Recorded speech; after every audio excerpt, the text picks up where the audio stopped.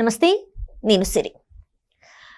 కొద్ది రోజుల క్రితం నటి కస్తూరి చేసిన వ్యాఖ్యలైతే ఎంత దుమారాన్ని రేపాయో తెలిసిందే. అయితే ఇప్పుడు నటి కస్తూరి పరారిలో ఉందని కొన్ని వార్తలు అయితే వస్తున్నాయి. మరి ఇందులో ఎంతవరకు వాస్తవం ఉంది ఏంటి అనేది మనకు వివరించడానికి మనతో పాటు ఉన్నారు ప్రముఖ సినీ క్రిటిక్ దాసరి విజ్ఞాన్ గారు. నమస్కారం సార్. నమస్తే సార్, మన కొన్ని రోజుల క్రితం చూస్తుంటే ఒక 1 వీక్ 10 days బ్యాక్ చూసుకుంటే నటి కస్తూరి సినిమాలలో యాక్ట్ చేశారు. ఇప్పుడు సీరియళ్లలో కూడా తను కొనసాగిస్తుంది. ఇలాంటి తరుణంలో కొన్ని వ్యాఖ్యలు చేశారు, తెలుగు వాళ్ళ గురించి తను మాట్లాడడం జరిగింది. సో ఇప్పుడు ఏంటంటే అవి ఎంత దుమారాన్ని రేపాయి, ఎంతమంది ఆమెకి వ్యతిరేకంగా మాట్లాడడం మనం చూసాం. ఇప్పుడైతే తను పరారీలో ఉంది అని చెప్పేసి కొన్ని వార్తలు వస్తున్నాయి. మరి ఇందులో ఎంతవరకు వాస్తవం ఉందంటారు? Hindu People's Party of Tamil Nadu వాళ్ళ తరఫున బ్రాహ్మణ సంఘాల సమ్మేళనం ఒక కార్యక్రమం, మంచి అందమైన కార్యక్రమం. దీనికి యాక్చువల్గా బీజేపీలో ఉందనో లేకపోతే మన సొంత పార్టీకి డిఎంకేకి సంబంధం అనో లేకపోతే సెలబ్రిటీ అనో లేకపోతే బాగా మాట్లాడొద్దనో లేదా బాగా కనబడొద్దనో ఏదో రకంగా ఈవెన్ని పిలిచారు కస్తూరిని. తను కూడా ఆనందంగా వెళ్ళి అక్కడ ఉన్న వెనకాల ఉన్న జనాలు ఉంటారు కదా, ఎవరైతే పిలిచారో ఫలానా వాళ్ళు వీళ్ళందరి పేర్లు చదివేసి వచ్చినందుకు సంతోషం అండి, మీరు కూడా బాగుండండి, ఇలా ఏదేదో చెప్పేసి వెళ్ళిపోతే నష్టమేం లేదు బేసికలీ. మరి వాళ్ళు ఎందుకు ఆ ప్రోగ్రాం పెట్టుకున్నారంటే వాళ్ళ సమస్యల గురించి మాట్లాడుకోవడానికి. మీ సమస్యల గురించి మాట్లాడడానికి ఆల్రెడీ కొంతమంది ప్రముఖులను పిలుచుకున్నారు వాళ్ళు స్పీకర్స్గా. నేను కూడా వచ్చాను కాబట్టి నేను మాట్లాడాలి కదా అని చెప్పేసి ఈవిడ వెంటనే మైక్ అందుకుంది. అమ్మగారు ప్రసంగించండి అనగానే మైక్ అందుకొని ఏమనింది, వీళ్ళ హక్కుల గురించి మాట్లాడడం ఆమె టాపిక్ యాక్చువల్లీ, కాకపోతే టంగ్ స్లిప్ అయింది. వీళ్ళ హక్కుల గురించి అంటే మీకు సరైన గుర్తింపు లేదు, మీరు చాలా కష్టపడుతున్నారు, అయినా సరే మిమ్మల్ని ఎవరు గుర్తించట్లేదు, నేను మీ తరఫున నిలబడతాను, మీ తరఫున పోరాడతాను. అఫ్కోర్స్ మీరు ఆల్రెడీ పోరాటంలోనే ఉన్నారు, నాకు తోచిన ఉడత భక్తిగా నాకు తోచినంత సహాయం నేను చేస్తాను, ఇది అది అని చెప్పినా సరే వీళ్ళు కొంచెం సంబరపడి చప్పట్లు కొట్టేవాళ్ళు. అంతవరకు కూడా ఓకే, బాగుండేది. తనేం చేసింది, ఎప్పటి నుంచో ఉన్న మీకు గుర్తింపు లేదు, మధ్యలో వచ్చిన వాళ్ళకి ఎక్కువగా గుర్తింపునిస్తున్నారు అనే ఒక టాపిక్ తీసింది మధ్యలో. అంతవరకు కూడా బాగానే ఉంది. ఇప్పుడు ఎప్పుడైనా సరే మనం సెటిలర్స్ ఉంటారు, ఓను ఉంటారు, సెటిలర్స్కి ఎక్కువ ప్రాధాన్యత ఇస్తున్నారు, ఎప్పటి నుంచో ఇక్కడ పుట్టి పెరిగిన మాకు సరైన గుర్తింపు లేదని ఫీల్ అయ్యే వాళ్ళు బోల్డ్ అంతమంది చాలా మంది మనం చూస్తున్నాం కూడా. ఆ రకంగా చెప్పినా సరే పర్లేదు, బాగానే ఉండేది. నెక్స్ట్ ఇంకో అడుగు ముందుకేసి 300 ఏళ్ల క్రితం అంట, అంటే మేబీ జరగవచ్చు జరుగుండకపోవచ్చు, దాన్ని ప్రస్తావించాల్సిన అవసరం లేదు. బేసికల్లీ 300 ఏళ్ల క్రితం అంతఃపురంలో మహారాణులకు రాజులకు సేవలు చేయడానికి లారీల జనాలను తెచ్చారు ఎక్కడి నుంచో. ఇట్లా ఏది మన ఛత్రపతి సినిమాలో వరదబాతులు వాళ్ళు ఉంటారు కదా అమ్మ, వాళ్ళందరినీ ఒక దగ్గర కూర్చోబెట్టి వాళ్ళకి ఏదో పనులు కల్పించేలాగా అలా ఒక మందని తెచ్చారు.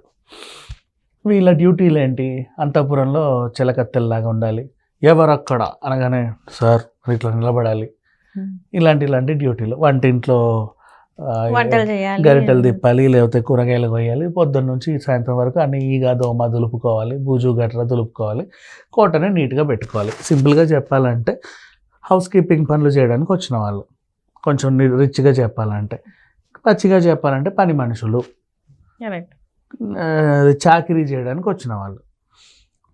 మహారాణులు అలా తిరుగుతూ ఉంటే వాళ్ళ చున్నీ పట్టుకొని వెళ్ళడానికి, అంటే వాళ్ళు పెద్ద తీసుకుంటారు కదా నేల మీద ఇలా జారుకుంటే, అది జారకుండా ఇలా పట్టుకొని వెళ్ళేవాళ్ళు. ఇలాంటి అనమాట. ఎవరైనా మహారాణిని చూడ్డానికి వచ్చారనుకో, అటు ఇటు ఇట్లా పరదా పట్టుకొని నిలబడేవాళ్ళు, ఇట్లాంటి పనులు. సో ఇవి చేయడానికి వచ్చిన వాళ్ళని దాని అర్థం. అలాంటి వాళ్ళు ఇప్పుడు ఏమయ్యారంటే సెటిల్ అయిపోయారు ఇక్కడ.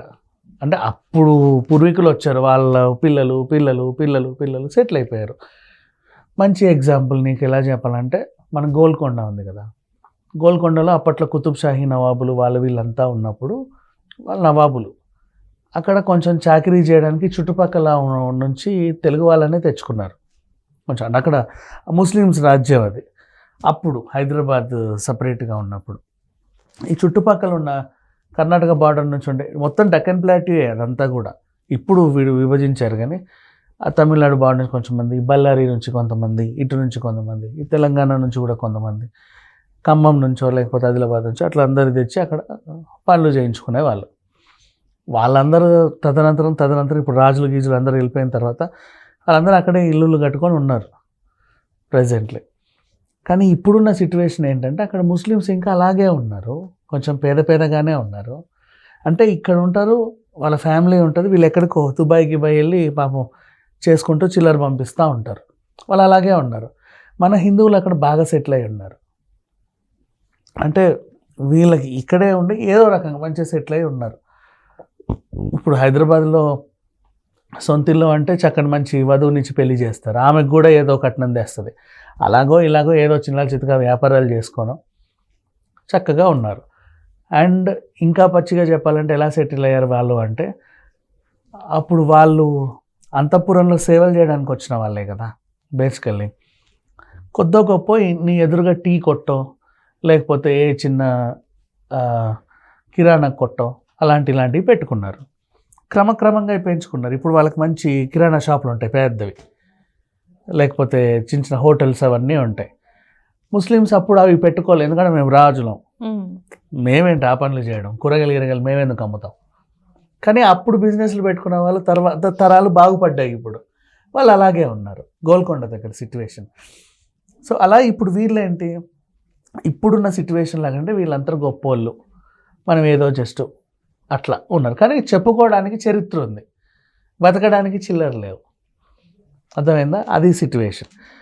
ఇట్లా సేమ్ తమిళనాడులో కూడా అప్పుడెప్పుడో వాళ్ళు వచ్చారు, తదనంతరం చిల్లాచిత్తగా వ్యాపారాలు పెట్టుకొని వాళ్ళు బాగా గొప్పోళ్ళు అయిపోయారు. ఇప్పుడు వాళ్ళని సేట్జీ అని వాళ్ళని పిలుస్తారు చక్కగా. వీళ్ళని ఏమనరు, నార్మల్గా సింపుల్గా మాట్లాడుకునేవాళ్ళు. సో అట్లా హిందువులు వచ్చి అంతఃపురంలో సేవలు చేయడానికి వచ్చారు. అప్పుడు బ్రాహ్మణులు అక్కడ మంచి పొజిషన్లో ఉండే ఎప్పటి నుంచో. సో అంతఃపురంలో సేవలు చేయడానికి వచ్చిన వీళ్ళని బ్రాహ్మణులని గౌరవిస్తారు. బ్రాహ్మణుడు గారు వచ్చారంటే వాడు రాజు కూడా ఇట్లా కాళ్ళకు నమస్కరించి, వాళ్ళ స్టేటస్ అది. అంతే కదా పురోహితుడు అంటే. ఇప్పుడు మనమైనా సరే పూజ చేస్తే ఎంతటి రాజు అయినా సరే కాళ్ళకు దండం పెట్టాలి. ఇప్పుడు ఎంతటి ఎమ్మెల్యే అయినా ఎంతటి ప్రైమ్ మినిస్టర్ అయినా సరే నీకు పూజ చేస్తే ఆశీర్వాదం తీసుకోవాలిగా. బ్రాహ్మణులు ఆ పొజిషన్లో ఉన్నారు. వీళ్ళు సెటిల్ అయ్యి కొంచెం రిచ్గా తయారై ఉన్నారు, సూటు పుట్టు వేసుకొని. వీళ్ళు కూడా ఏంటంటే ఇప్పుడు బ్రాహ్మణులు వాళ్ళు ఎలా చూస్తున్నారంటే చిల్లరిస్తే వచ్చి పూజ చేసిపోతారు. బ్రాహ్మణులు ఏముంది, పంతల వీళ్ళు ఆ పూజ చేసి పంపడం, ఆడ డబ్బులు వేసాం పట్టుకెళ్ళమని చెప్పు. అర్థమైందా? అలా చూస్తున్నారు. అంటే తరం మారేసరికి, కాలం మారేసరికి సిచ్యువేషన్ ఇలా తయారైంది. ఈవిడ ఎంచుకున్న సబ్జెక్ట్ కరెక్టే, యాక్చువల్గా చెప్పింది, ఎక్స్ప్లెయిన్ చేసింది, కానీ సరిగ్గా ఎక్స్ప్లెయిన్ చేయాల.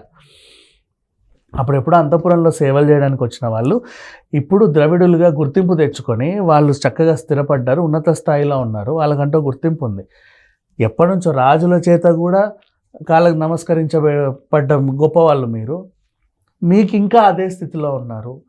ఇప్పటికీ పౌరోహిత్యం చేస్తా అక్కడ ఇక్కడ సంభావన తీసుకుంటూ అలాగే ఉన్నారు, మీకు సరైన గుర్తింపు దొరకలేదు అని ఆవిడ చెప్పాలనుకుంది. ఇప్పుడు మనం చెప్పుకుంది ఎంత నీట్గా ఉంది. ఇక్కడ కస్తూరి ఏం చేసిందంటే అంతఃపురంలోకి వచ్చిన వాళ్ళు ఎవరు, తెలుగు వాళ్ళు అని చెప్పేసి మాట్లాడేస్తానే చెప్పేసింది. అవసరం లేదు కదా ఇప్పుడు బేసికలీ. సో అప్పుడు ఎప్పుడో తెలుగు వాళ్ళు అంతఃపురంలో సేవలు చేయడానికి వచ్చి ఇప్పుడు స్థిరపడి ద్రవిడలం అని చెప్పుకొని తిరుగుతున్నారు, మీకేమో గుర్తింపు లేదనింది. సో ఇప్పుడు తెలుగు వాళ్ళు మీకు ఊడిగం చేయడానికి వచ్చారా అంటే, తెలుగు వాళ్ళు మీ తమిళనాడులో మాకు ఇక్కడ గతి లేక మీ దగ్గర కాళ్ళు విసుకోవడానికి వచ్చారా, మీరు ఎవరక్కడ అంటే ఇలా నిలబడడానికి వచ్చారా అని చెప్పి తెలుగు సంఘాలు మండిపడ్డాయి. దానికి ఆవిడ ఏం చెప్పింది, అమ్మ నువ్వు ఎందుకు ఇలా అన్నావు, సమాధానం చెప్పు అంటే, నేను సరిగ్గానే చెప్పాను, మీకే వినడం రాలేదు అనింది. సరే పోన్లే, మాకు వినడం రాలేదు, ఏదో ఒకటి నువ్వు చేసింది తప్పే అని అందరు కేసులు పెట్టేశారు. అఫ్కోర్స్ మన వాళ్ళకి ఇంటర్వ్యూలు ఇచ్చిందిలే చాలామందికి, తన గోడు వెళ్ళబుచ్చుకుంది. కానీ కేసు అంటే ఏంటంటే ఖచ్చితంగా కోర్టుకు సమాధానం చెప్పాలి. కోర్టుకు నువ్వు టైంకి సమాధానం చెప్పితే వీళ్ళు వచ్చి పట్టుకెళ్తారు, వాళ్ళ రూల్స్ వాళ్ళకు ఉంటాయి కదా. వీళ్ళు వచ్చి పట్టుకెళ్తే కస్తూరి అరెస్ట్, పెద్ద నేరం చేసేసిందని మళ్ళీ 10 మంది రాసేస్తారు. సో వీటి నుంచి కొంచెం దూరంగా ఉండడానికి ఆవిడ లాయర్ల చేత సంప్రదింపులు జరుపుకుంటా కొంచెం అజ్ఞాతంలో ఉంది. ఓకే. అలా ఇప్పుడు కస్తూరి ఫరారీలో ఉంది అనే వార్తలు వస్తున్నాయి. అంటే కొంచెం దూరంగా ఉంది అంతేగాని ఎక్కడికైతే వెళ్ళిపోలే, తల రాసుకోవాలి ఎక్కడికి వెళ్ళి. అంటే దూరంగా ఉంది అంటే బాహ్య ప్రపంచానికి అంటిల్ అండ్ అన్లెస్ ఒక లాయర్ వచ్చి నిలబడి ముందస్తు బెయిల్ వేసేంత వరకు ఆమె బయటికి రాదు. రాదు. అది situation. Right sir, right. Thank you so much sir.